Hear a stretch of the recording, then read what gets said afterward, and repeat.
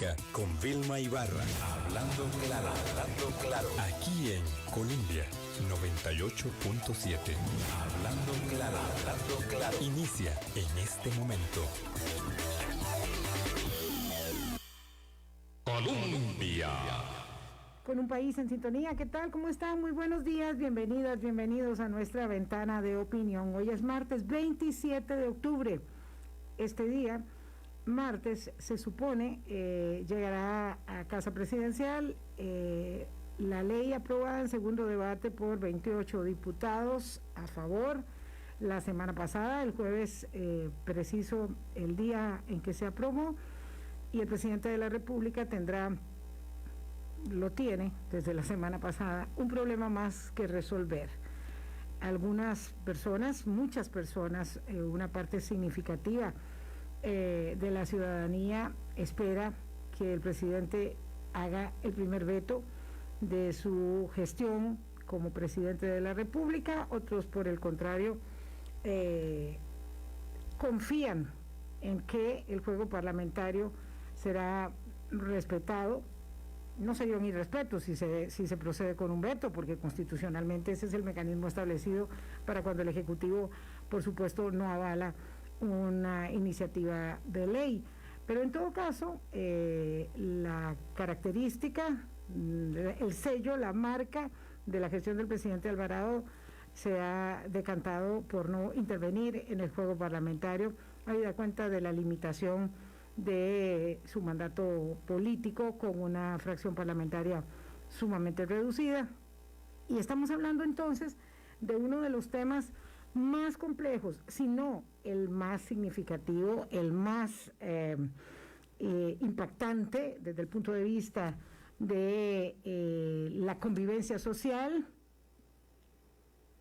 en el tema medioambiental, el tema de la pesca de arrastre, por supuesto, que vamos a comentar con el exministro de Presidencia, exministro de Turismo, diputado de la República, don Carlos Ricardo Benavides, que ya está llegando aquí a la mesa de Hablando Claro. Y la idea, quiero señalarlo porque lo dije ayer y lo quiero reiterar hoy, mientras él se acomoda.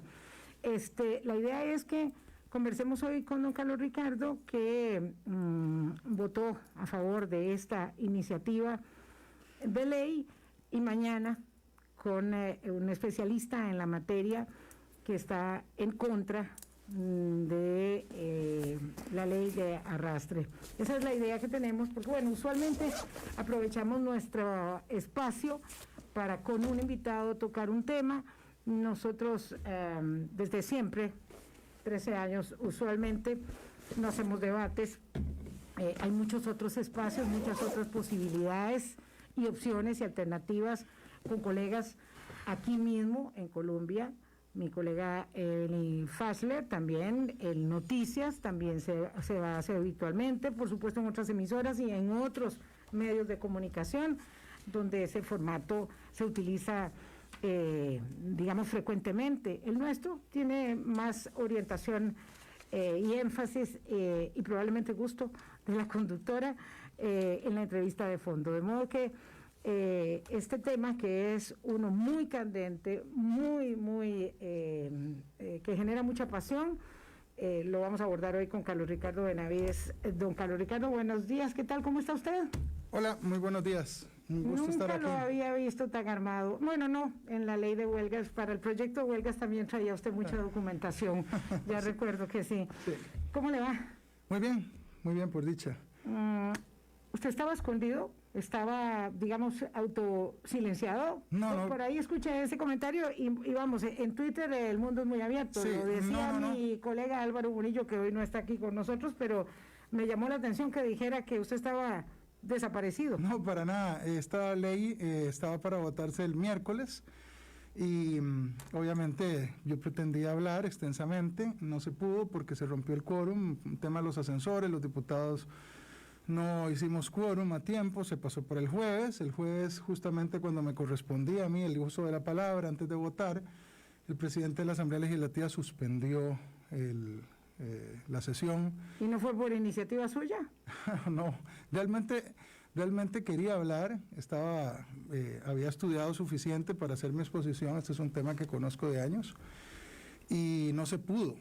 Entonces, en la misma sesión cedí el uso de la palabra, es decir, renuncié al uso de la palabra para que el presidente sometiera a votación el proyecto, e hice la advertencia en plenario, quedó en el acta, que lo hacía bajo el supuesto de que hoy, martes, que regresamos, tenga oportunidad de explicar mis motivos en el plenario legislativo, pero lo voy a hacer aquí, evidentemente, hasta donde el tiempo nos alcance.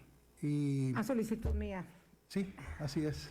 A solicitud mía, porque mañana nosotros vamos a conocer los argumentos en contrario, y yo le pedí a don Carlos Ricardo que pudiera compartir con nosotros hoy una posición muy polémica, que por supuesto además es, tengo que decirlo, sorprendente en el caso suyo, porque es puntarenense, fue ministro de la presidencia, pero particularmente fue ministro de turismo, y las cámaras de turismo junto con los ambientalistas y municipalidades han salido casi al unísono a decir que están en contra de esta iniciativa de ley, y por eso por supuesto me interesa mucho su opinión.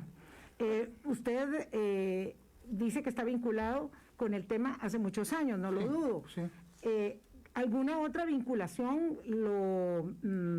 Prefiero separar la paja de grano de una vez. ¿Y alguna otra vinculación de tipo empresarial o de otra naturaleza con la pesca, con los camaroneros? Ninguna, absolutamente ninguna.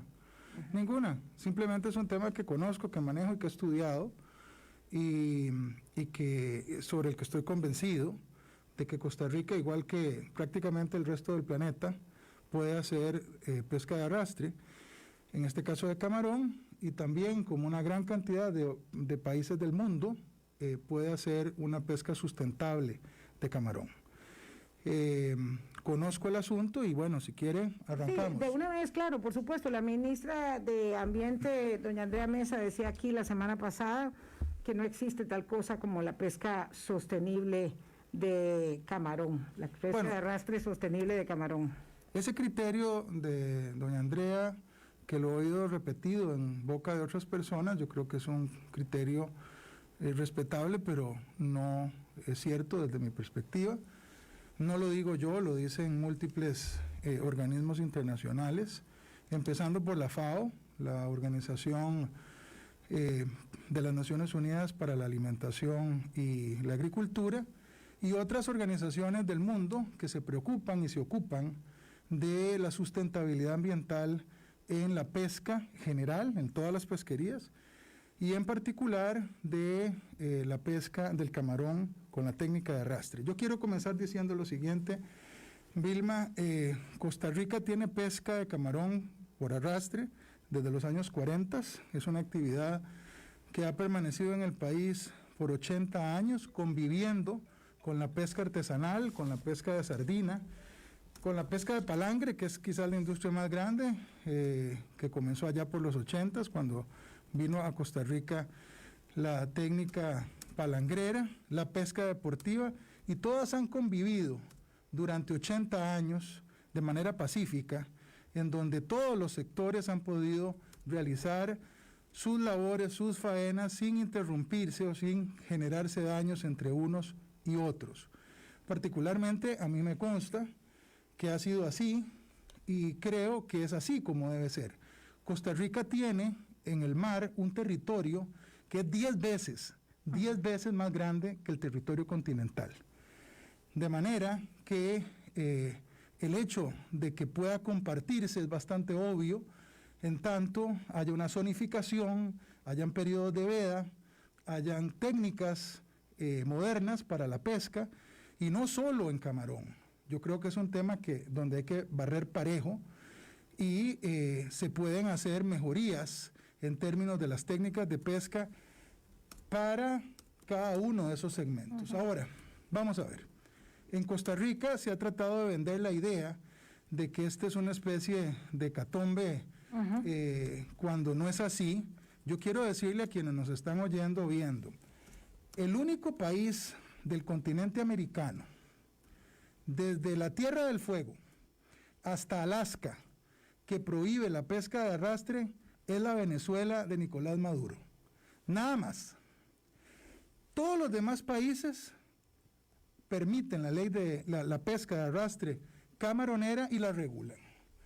Algunos la regulan mal, otros la regulan bien. Lo mismo sucede en Europa. Los países europeos autorizan la pesca de arrastre de otras especies, especialmente del camarón. Algunos lo hacen mejor que otros. Hay organizaciones mundiales, organizaciones internacionales dedicadas a certificar la sostenibilidad de las pesquerías, incluyendo la pesquería del camarón y la gamba. La más famosa, que tiene por siglas MSC, que es Marine Stewardship Council, podemos traducirlo como el Consejo de Administración Marina. Es una entidad internacional que está financiada por distintas organizaciones ambientalistas del mundo, como la WWF, como la GIZ, como la Cooperación Europea, que fondean o financian parcialmente a la MSC, a la Marine Stewardship Council, que lleva a cabo procesos de certificación, de sostenibilidad en pesquerías en todo el mundo. De todas esas, hay 125, más o menos, certificadas en el planeta de técnica de arrastre, en distintas partes del mundo. Y en el caso de la pesca del camarón, hay certificadas de sostenibilidad de pesca de arrastre del camarón en países como Alemania, Noruega, Suecia, Islandia, Groenlandia, Australia, Canadá, Chile, México y algunos estados de los Estados Unidos, entre otros. También Surinam, si hablamos del continente americano. Algunas de ellas, digamos, potencias en la producción marina o de alimentos de origen marino, que evidentemente, digamos, necesitan de la sostenibilidad del cultivo para poder mantener ese índice. De la captura, en este caso no es cultivo, pero de la captura. Nada más quiero hacer un paréntesis para señalar algo que debe ser muy obvio para los que conocen, pero no para nosotros, para todos los demás de a pie. Es que en particular hablamos del camarón porque es especialmente buscado, atractivo, consumido. Es decir, esto hace del camarón un atractivo particular en la economía del mundo. Así es. Bueno, ya que lo dice, en el mundo se movilizan 3.4 millones de toneladas al año de camarón en el planeta entero. Wow. Y valga decir, Vilma, que a partir de la prohibición en Costa Rica, por parte de la suspensión de las licencias, después 2013. De la orden del 2013 de la Sala Constitucional, Costa Rica está importando 2 millones de kilos al año de camarón marino, 2 millones de kilos de Nicaragua y de Honduras, en donde no tienen certificaciones de sostenibilidad, y yo me atrevería a decir que sus estándares laborales son bastante distintos a los de Costa Rica. Es decir, este país consume 2 millones de kilos de camarón de pesca de arrastre de los países vecinos, en lo que a mí me parece que es una doble moral con respecto a la posición de algunas personas que prefieren importarlo como si los mares tuvieran, los sistemas o ecosistemas tuvieran una frontera, claro, como la de Peñas Blancas, y prefieren importarlo dejando el empleo y dejando la producción económica del lado de Nicaragua y de Honduras, en lugar de tener una técnica sostenible en Costa Rica para generar empleo y producción en Costa Rica. De Nicaragua y Panamá. Nicaragua, Panamá y Honduras especialmente, también. Sí. Hay otros países de los que importamos camarón, entre ellos Argentina, pero los principales son los que le mencioné. Obviamente, aquí en este pleito, en medio de este pleito, usted podrá imaginar los intereses económicos de los importadores de camarón. Claro, lo están que pasa trayendo es que, digamos, 2.000 toneladas, ¿verdad? sí, bueno, yo no podía, no me podía imaginar que eran 2 millones de kilos lo que nos comíamos de camarones. No, es más. Uno tiene, bueno, lo que importamos nada más de estos Claro. lugares que usted citaba, Panamá, Nicaragua y Honduras. Sí. Digo, no me podía imaginar que el consumo era tan elevado. Normalmente uno tiene la idea que se trata de un alimento de consumo limitado porque su costo no es menor.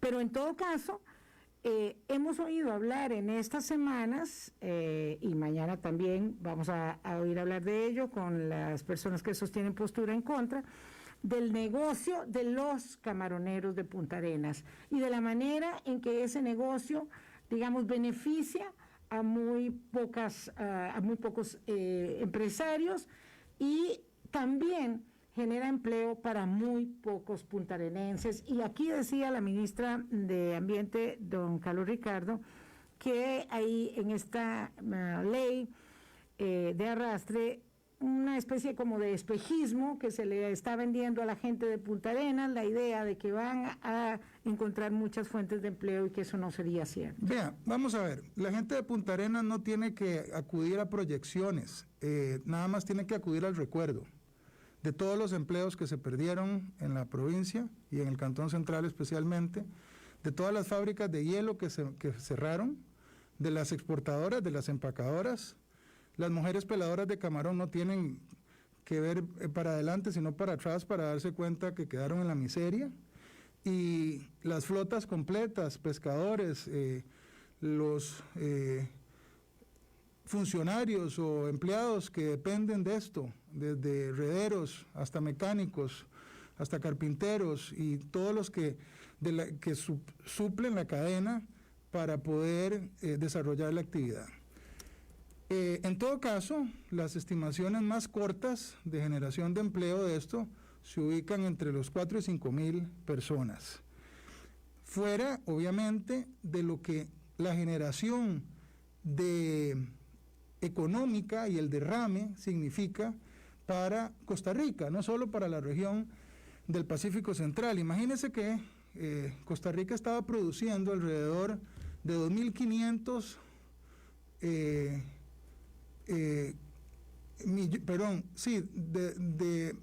2.500 toneladas al año, es decir, un poquito más de lo que estamos importando actualmente, fuera del camarón de cultivo, porque hay gente que pregunta por el camarón de cultivo. Estábamos produciendo a el 2013 cuando se interrumpió. Sí, es correcto, más o menos eso era lo que estábamos produciendo. Fuera del cultivo. Fuera del cultivo, que el cultivo ha aumentado muchísimo en Costa Rica, que tiene ventajas y tiene también grandes retos de carácter ambiental. Las granjas de cultivo están a la par del mar normalmente, con canales que conectan con el agua salada, con determinados retos ambientales, digamos.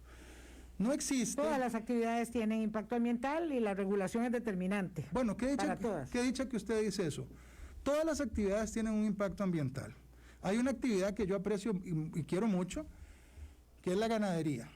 La ganadería, solo para darle un ejemplo, genera alrededor del 20% de todos los gases de efecto invernadero en el planeta. Sí. La ganadería, por lo menos hasta hace 10 años, generaba más gases de efecto invernadero que toda la flota vehicular del planeta. Y a nadie se le ocurre, a ningún diputado ni ningún líder costarricense se le ocurre proponer que en Costa Rica eliminemos la producción ganadera. Habría que ser muy tonto. Y por supuesto, yo jamás apoyaría una tontería así. Justamente porque las actividades productivas hay que convertirlas en actividades que dañen lo menos posible al ambiente y que sean sustentables.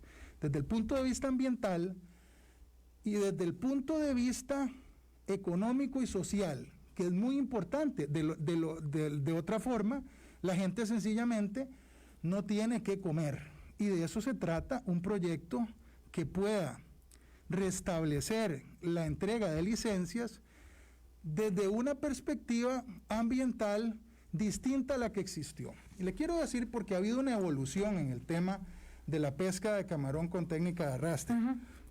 En los últimos 20 años y especialmente en los últimos 10 años, La red AA Costa Rica, que fue la que se inventó aquí en el país y se probó en el 2018 y tuvo extraordinarios resultados, disminuyendo la fauna de acompañamiento de una manera inmensa, generando una pesca solo de especies en condición madura, sacando la pesca incidental o excluyendo de la pesca incidental especies como tortugas y otras. No es más que una copia, la red AA Costa Rica, una copia mejorada de lo que han hecho en Surinam, de lo que han hecho en Noruega, Sí. de lo que han hecho en Alemania, de lo que han hecho en Chile y en una parte del Pacífico No mexicano. inventamos el agua tibia, hicimos nuestra propia red, pero está inspirada en Está esas. inspirada en ellos.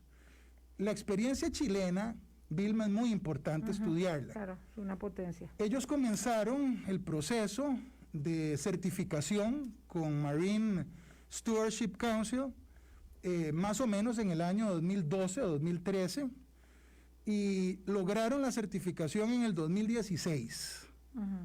Y desde entonces son uno de los países latinoamericanos con mejores resultados. Ellos confiesan, los armadores, los desarrolladores de esta actividad, que bajo los parámetros de sostenibilidad ambiental vieron reducida su cantidad de pesca, pero mejoraron desde el punto de vista del prestigio y del precio para la exportación. Cuando Surinam entró en el programa de sostenibilidad de la pesca de arrastre, lo hizo por la necesidad, por cuanto Europa, que es Mejorar su sus mercado, estándares, ya no le quería comprar camarón, y tuvo Surinam que someterse Claro. a un largo proceso para certificar su sostenibilidad en materia de pesca de camarón. Usted lo que sostiene, don Carlos Ricardo Benavides, con eso voy a una pausa, que la pesca de arrastre hoy en Costa Rica, a la que eventualmente se daría cuando se rehabilitara, si es que así sucede, la pesca de camarón, no sería la misma que hace 80 años o hace 40 o hace 20 años. Es correcto, esa es mi afirmación. La pesca de camarón por técnica de arrastre es posible hacerla con otras técnicas, con redes más livianas, con excluidores de tortugas y de otras especies, pero además, en el caso de la red AA Costa Rica, con la doble relinga, que lo que hace es que la red vaya más o menos a 25 centímetros por encima del suelo marino, que es una de las características de la red AA Costa Rica, que repito, no se inventó aquí el agua tibia, está copiada de países exitosos como Alemania, Holanda, Australia o Groenlandia, incluso Chile, que han hecho todas esas mejorías para poder tener una pesquería sustentable sin matar de hambre a los productores. 8:23 de la mañana, hacemos una pausa, volvemos con el diputado Carlos Ricardo Benavides. Hablando claro. Vivimos tiempos de cambios y evolución. Evolucionó nuestra forma de saludarnos, de trabajar, de estudiar, nuestra forma de celebrar cumpleaños, de hacer compras. Así también evolucionaron las deudas. Pensando en esto, Grupo Mutual te propone un trato. Refundir todas tus deudas, incluidas las de tus tarjetas de crédito, en una sola, pagando una cuota mucho más baja. Porque la vida no se detiene, forma parte de la evolución de Grupo Mutual. Contactanos hoy mismo por redes sociales o al 2437-1000. Aplican restricciones. Si a usted, como a mí, también le toca RITEV estos días, le tengo algunas recomendaciones. Las estaciones están atendiendo únicamente con cita previa en los días y horarios que las autoridades aprueben. Vayamos solos. Al llegar, respetemos las normas de distanciamiento e higiene y colaboremos con la inspección interna del vehículo. Manejar un vehículo seguro también es un asunto de salud pública. Cuidémonos entre todos. En RITEV estamos comprometidos con la vida. Cuando vivís en un país así, es natural que nos nazca cuidarlo, que nos importe tanto conservar nuestra tierra como a nuestra gente. Así que turistea porque amás este país, porque extrañabas el frío de la montaña, ir a la playa o un simple ¿qué? ¡Pura vida! Porque en este momento no hay un mejor lugar para estar que Costa Rica. Turistea porque te hace feliz, pero sobre todo, turistea por Costa Rica. Entre todos, cuidémonos juntos. Ingresa a vamosaturistear.com. Vivimos tiempos de cambios y evolución. Evolucionó nuestra forma de saludarnos, de trabajar, de estudiar, nuestra forma de celebrar cumpleaños, de hacer compras. Así también evolucionaron las deudas. Pensando en esto, Grupo Mutual te propone un trato. Refundir todas tus deudas, incluidas las de tus tarjetas de crédito, en una sola, pagando una cuota mucho más baja. Porque la vida no se detiene. Forma parte de la evolución de Grupo Mutual. Contactanos hoy mismo por redes sociales o al 2437-1000. Aplican restricciones. Hablando claro. Colombia. Con un país en sintonía 826, repito, mañana conoceremos la posición de quienes están en contra.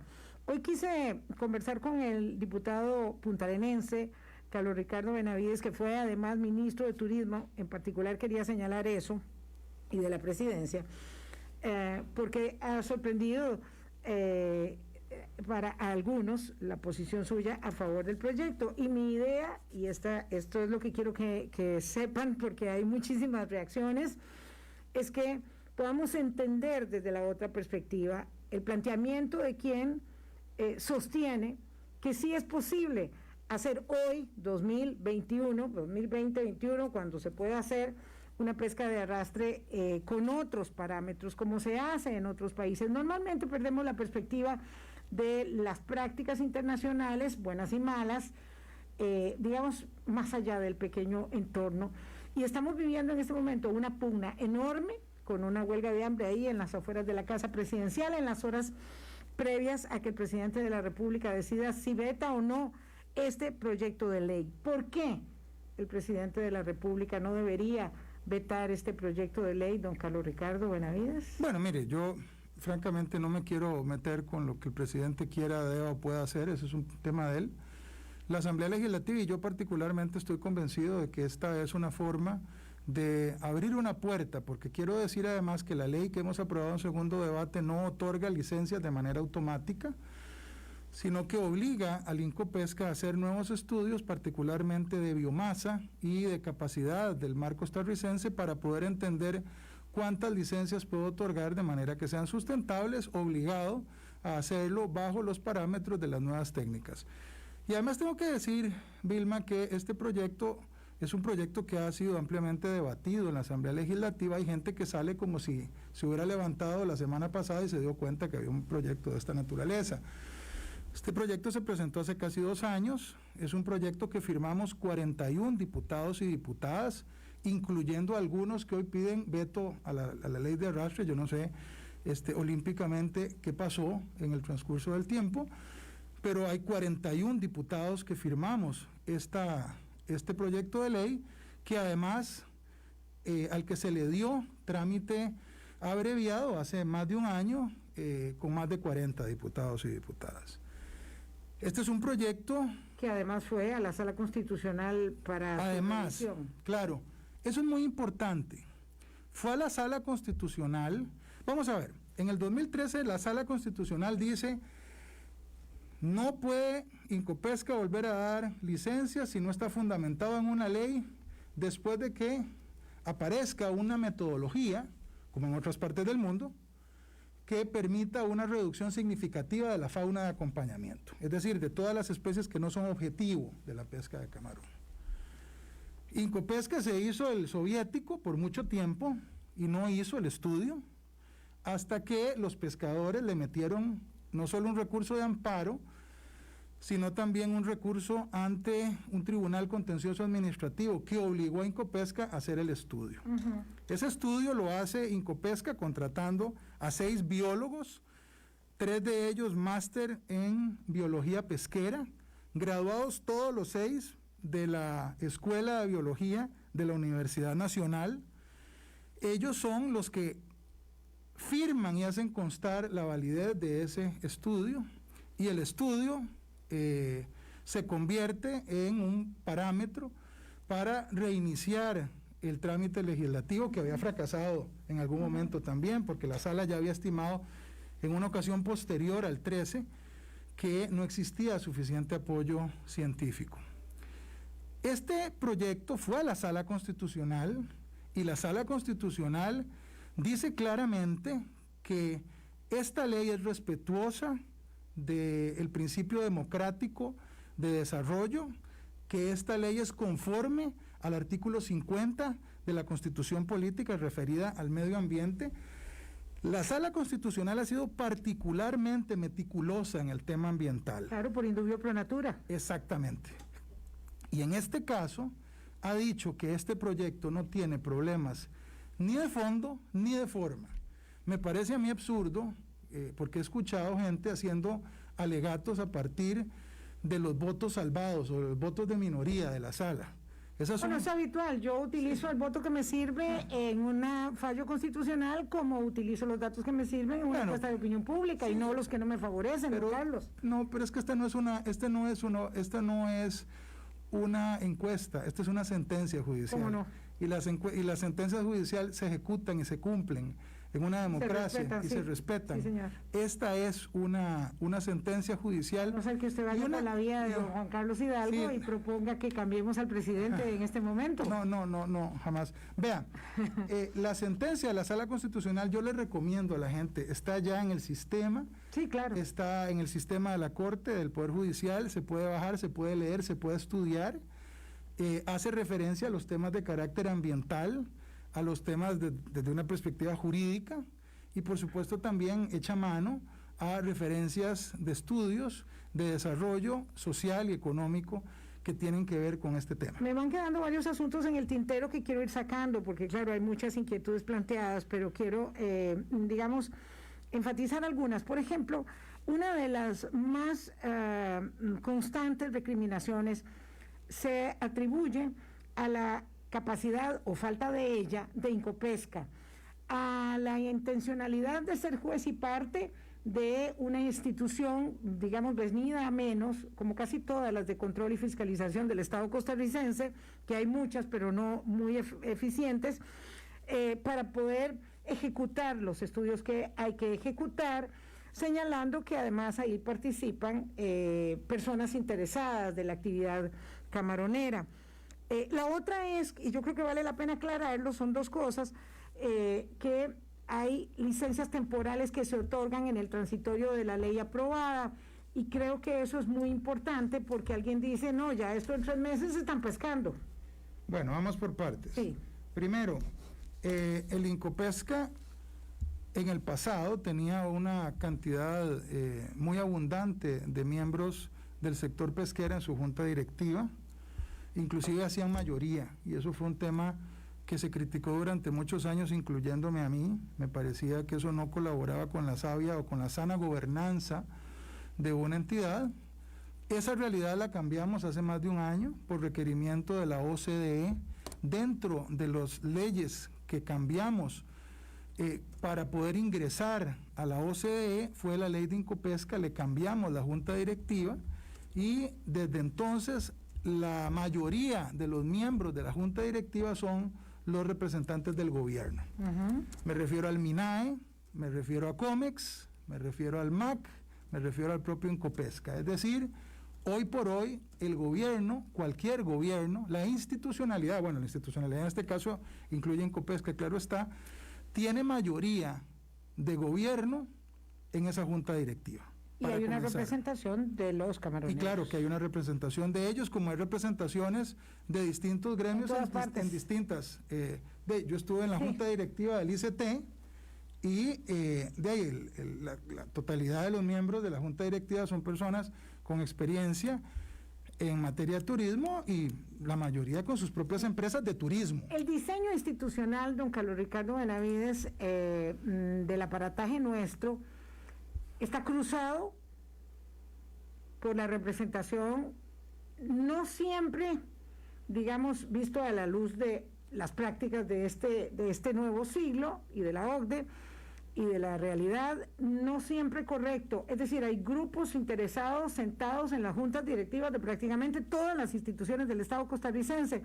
Con esto no quiero decir que si está mal hay que perpetuarlo, pero sí, digamos, como aclararlo un poco, porque me parece que hay mucho prejuicio o la idea de señalar que esto que ocurre alrededor de la pesca de camarón es único y exclusivo, como el hecho que hablábamos antes de que se señala mucho del negocio de los camaroneros puntarenenses pero no Esa es otra. del negocio de la importación del camarón de 2 millones De kilos. de kilos de Panamá, Nicaragua y Honduras, Así que es. no tienen normas laborales y mucho menos de certificación ambiental. Así es. Además, déjeme decirle, nada más para hacer un paréntesis, antes de hablar de las licencias temporales, no sé cómo se atreven a satanizar a los pescadores de camarón o a los de palangre, que no son de menor tamaño, en Punta Arenas o en el Pacífico, que la inmensa mayoría son puras empresas medianas. Pequeños o medianos empresarios con barcos de 20 metros de eslora que están quebrados, que perdieron... Que son los que se habilitan en la ley. Eventualmente, así es, que son las personas que se dedicaban a esta actividad, familias puntarenenses, todas, nacionales, todas, ahí no hay chinos, ni taiwaneses, ni coreanos, como se ponen a... Están en los mares. Como andan diciendo en las redes falsamente, son puros productores costarricenses que dejaron el ombligo allá en el Pacífico Central y que se han dedicado una vida entera a trabajar honradamente. Ellos, los marineros, las peladoras de camarón y toda la gente que tiene que ver con esto. No son tagarotes, como vulgarmente le dijeron, alguien dijo en el plenario legislativo, son personas que la pulsean como medianos empresarios, como cualquiera otro en el país, y además no son un número amplísimo, como han querido decir. Se trata de 44 personas que estaban en aquel momento, tenían licencia de camarón, y que fueron reduciéndose y reduciéndose. Ahora no sabemos cuántas de esas embarcaciones podrían rehabilitarse, porque a estas alturas obviamente hay muchas que están en el más absoluto deterioro. Estas personas han perdido no solo los barcos, en muchos casos con los bancos, sino que han perdido su casa o sus propiedades, porque la actividad de la pesca es muy dura. Normalmente los bancos no aceptan los barcos como garantía, porque hay, digamos, probabilidades de un siniestro o de una salida intempestiva de un barco, y normalmente las personas, para poder tener crédito bancario, tienen que hipotecar o dar como garantía sus propiedades o sus empresas.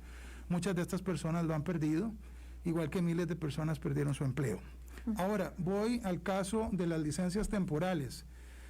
Es clarísimo el transitorio tercero, me parece, de la ley, que dice que las licencias temporales solo se otorgarán para los efectos de que el Incopesca con los biólogos realicen los estudios que faltan. No son licencias para que... Son licencias de investigación, no de pesca. Son licencias, hay que pescar. Claro, para la investigación, no para la comercialización, correcto, perdón. son licencias dadas para pescar. Así lo hizo Incopesca en el 2018. En el 2018 salieron a pescar con 2 barcos, en un brazo, porque ustedes han visto cómo es el aparato, digamos, de pesca de camarón, tiene 2 brazos. En un brazo ponían una red tradicional y en la otra la red AA Costa Rica, y luego comparaban el producto que se extraía de esas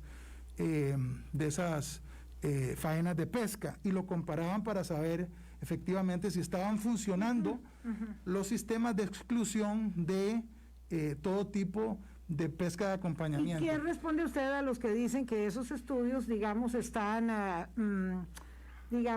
amañados? Amañados, sí. Bueno, yo creo que hay gente a la que lo que no le gustó fue el resultado, y entonces ha tratado de justificar su disgusto a través de criticar el estudio. El estudio lo firmaron 6 biólogos graduados por la Universidad Nacional, les repito, 3 de ellos máster en biología pesquera. Pero además hay una cosa muy importante. Pero eso es una cosa muy curiosa también, porque el tema es de decir que esos biólogos fueron contratados por parte interesada. Eso no es cierto. Los biólogos fueron contratados por el Incopesca, y consta así. Pero además le voy a decir algo más. Los nuevos estudios que hay que hacer, según la ley, recuerden que no se puede dar una licencia a partir de la vigencia de la ley si no hay otros estudios, especialmente de biomasa y capacidad. Esos estudios de biomasa y capacidad son aprovechables para volver a comprobar la efectividad de la red AA Costa Rica. Es decir, los estudios científicos volverán a determinar si alguien quiere revisarlo, y yo más bien creo que las universidades en Costa Rica deberían de involucrarse con ese procedimiento de investigación, con Incopesca para salir de cualquier tipo de duda. Quiero decirle además que la MSC, la Marine Stewardship Council, que es esta organización internacional que certifica la pesquería sostenible en todo el mundo, utiliza además de certificadores independientes, abre al público la participación en los procesos de certificación de sostenibilidad. Es decir, las comunidades, la academia y los interesados pueden participar en la verificación de los mecanismos de sostenibilidad ambiental. Y creo que esto sería muy importante que igual se haga en el caso costarricense. Los costarricenses hemos podido generar un desarrollo sostenible en distintas áreas en donde no lo hay.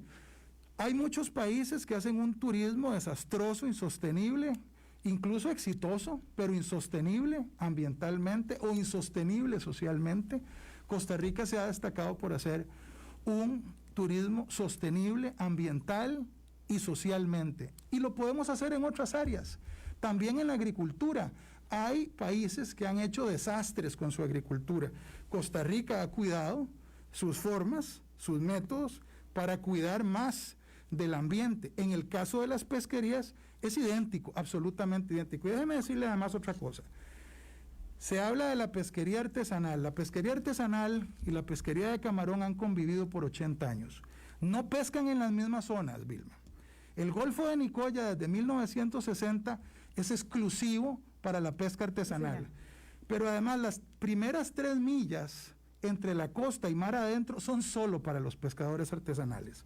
Este estudio del 2018 de camarón dice que con las capturas que se hicieron, con los lances que se hicieron 133 lances, 4 veces más de lo que científicamente sería exigido, dice que no salió prácticamente un solo pez de los que pescan los artesanales. La muestra lo que determinó fue que de esos peces, que normalmente son pargo, cabrilla, congrio, salió solo un 0,3% en todos los lances. Es decir, que esos lances de camarón que se hacen fuera de las 3 millas, mucho más allá, porque el camarón es una especie que no está antes de una profundidad de 70 metros de profundidad, no interfiere con los productos o con las especies que finalmente van a pescar los pescadores artesanales. 8:43, tengo que ir a una pausa. Una pregunta recurrente tiene que ver con el empleo, con cuándo, dice don Álvaro Murillo, es que los 5,000 empleos estarán. Otra pregunta tiene que ver con el empleo artesanal y el divorcio o la contradicción supuesta entre un empleo y el otro. Y otro que me pregunta Sara Con desde ayer, que le consulte sobre cuáles son las condiciones laborales que tendrían los pescadores aquí, sobre todo ahora que hemos hablado del tema de las condiciones laborales de los pescadores en Nicaragua, en Panamá, en Honduras, de donde estamos comiendo sin ninguna aprehensión el camarón por millones de toneladas al año. Ya venimos. Hablando claro. Empresarios salen adelante gracias a su ingenio. Cuando una puerta se cierra, una ventana se abre. En Colby Negocios sabemos lo importante que son los datos de su empresa y por eso tenemos toda la tecnología y el respaldo para asegurarlos. Hablemos al 800 Empresa y conozcan nuestras soluciones de comunicación, ciberseguridad, redundancia, soluciones en la nube y más, con las que podrá superar los retos de hoy. Avance a la segura con Colby Negocios. Cuando vivís en un país así, es natural que nos nazca cuidarlo, que nos importe tanto conservar nuestra tierra como a nuestra gente. Así que turistea porque amás este país, porque extrañabas el frío de la montaña, ir a la playa o un simple ¿qué? ¡Pura vida! Porque en este momento no hay un mejor lugar para estar que Costa Rica. Turistea porque te hace feliz, pero sobre todo, turistea por Costa Rica. Entre todos, cuidémonos juntos. Ingresa a vamosaturistear.com. Vivimos tiempos de cambios y evolución. Evolucionó nuestra forma de saludarnos, de trabajar, de estudiar, nuestra forma de celebrar cumpleaños, de hacer compras. Así también evolucionaron las deudas. Pensando en esto, Grupo Mutual te propone un trato. Refundir todas tus deudas, incluidas las de tus tarjetas de crédito, en una sola, pagando una cuota mucho más baja. Porque la vida no se detiene, forma parte de la evolución de Grupo Mutual. Contactanos hoy mismo por redes sociales o al 2437-1000. Aplican restricciones. Antes de esto, ¿dónde estabas? Tal vez junto a tus compañeros, en un día normal. O quizás disfrutando de tu gran pasión. Extraño, ¿no? Cómo cambia la vida en un instante. No sabemos qué nos espera en el futuro, pero aún en momentos que parecen oscuros, siempre llegará a la luz. ¿Dónde estarás mañana? Sin importar dónde, estaremos ahí. Grupo ICE. Hablando claro. Colombia. Con un país en sintonía, 8:46. El tema del empleo, de las condiciones del empleo y de cómo en la certificación de sostenibilidad esos parámetros deben estar incluidos, aunque ciertamente usted me ha hecho pensar mucho en este tema, digamos, del camarón que consumimos y digamos de la inobservancia o el desinterés absoluto que tenemos respecto de los parámetros de lo que compramos.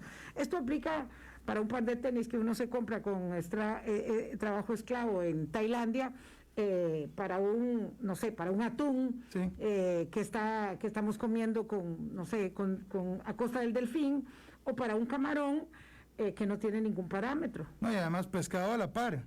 Algunos empresarios costarricenses se tuvieron que ir a vivir a Nicaragua, se llevaron sus barcos para medio sobrevivir, pocos, pero lo hicieron, para no morir de hambre en Costa Rica. Y desde allá nos envían el camarón arrastrado, pescado con técnica de arrastre, con la peor técnica, sin ningún tipo de garantías laborales en Nicaragua. Eso realmente es un doble estándar, me parece a mí, como país, y además es no pensar en la generación de empleo en Costa Rica, pero no solo de empleo, la generación de riqueza. Me dice don Bernardo Aguilar de Neotrópica, a propósito de ello, que según los estudios de Mar Viva y la Universidad Nacional, entre el 2017 y el 2018, los empleos directos nada más serían o eran de entre 300 y 600, digamos, y que la actividad tiene una tasa interna de retorno del 2% apenas, y depende la rentabilidad en más de un 30% del subsidio en el combustible, de acuerdo con los números del mismo Incopes. Le voy a contestar así. Primero, el subsidio del combustible no es para la flota camaronera, es para toda la flota costarricense, para los pequeños artesanales, tienen subsidio del combustible, lo mismo que los sardineros, lo mismo que los palangreros, grandes o pequeños, todos, porque en Costa Rica el precio del combustible es un precio absolutamente inflado con respecto a los demás países, por el impuesto, claro, por muchas circunstancias. Entonces, en el caso de la pesca, si no fuera sin impuestos, sencillamente no se podría pescar, pero no podría pescar nadie.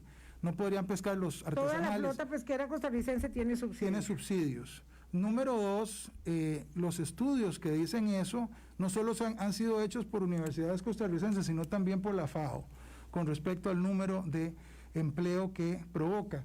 Además, me parece extraño que la preocupación sea la tasa de retorno, como si anduviéramos revisándole la tasa de retorno a todas las actividades agrícolas, industriales, etcétera, en el país. Es una actividad que le da empleo a muchísima gente y genera muchísimo dinero. Vea, en el caso de los chilenos, que repito, para quienes se perdieron esa parte del programa, en Chile se certifica la sostenibilidad de la pesca de arrastre de camarón. Ellos producen, no como en el caso costarricense, que estábamos produciendo alrededor de 2.500 toneladas, ellos producen 13.000 toneladas. Sí. ¿Verdad? Tienen una costa amplísima, además de que la gastronomía, y unos mariscos buenísimos. La gastronomía chilena es extraordinaria, especialmente basada en los mariscos, y generan una gran riqueza exportadora y dentro del mercado interno. Y eso es un valor enorme en términos de la generación de divisas y en términos de la generación de empleo de todo tipo que están ligadas a los procesos de exportación.